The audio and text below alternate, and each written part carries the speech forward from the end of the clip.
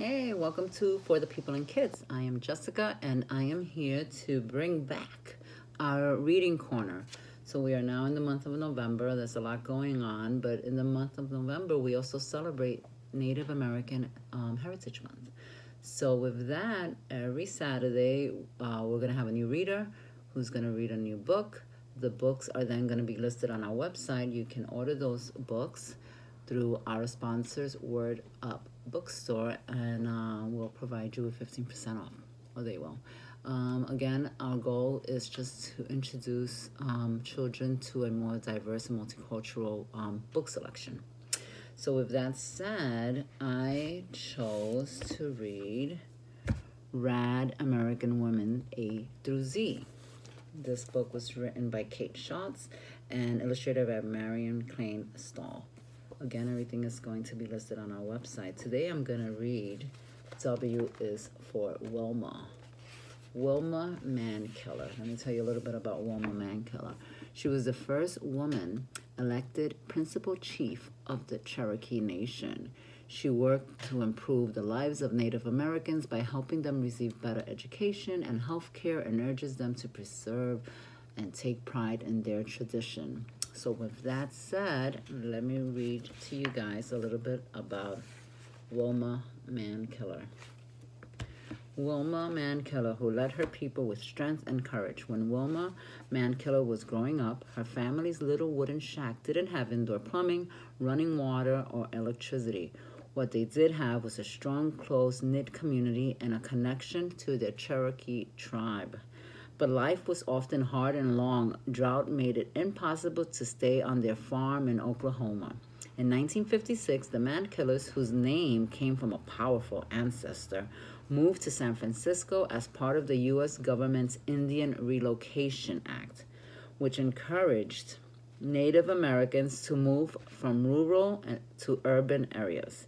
The move was hard on Wilma. She had never seen tall buildings or bright city lights. She'd never used a phone. They were the only Native Americans in their new neighborhood. And at school, Wilma was teased about her name. She felt disconnected from her culture until the late 1960s, when a group of young people took over the tiny island of Alcatraz in San Francisco Bay. They claimed the island in the name of Indians of all tribes, to call attention to the government's bad treatment of Native Americans. Visiting the protesters changed Wilma forever. She was inspired to work for change within her community, and she became the director of the Native American Youth Center. Eventually, Wilma returned home with her two daughters to live on her grandfather's land in Oklahoma. She knew that her people faced many challenges, and she wanted to help them solve their problems independently, without the government telling them what to do. She worked to improve health care, education, and access to clean water. Her efforts caught the eye of the tribal chief, who selected her to be his deputy chief.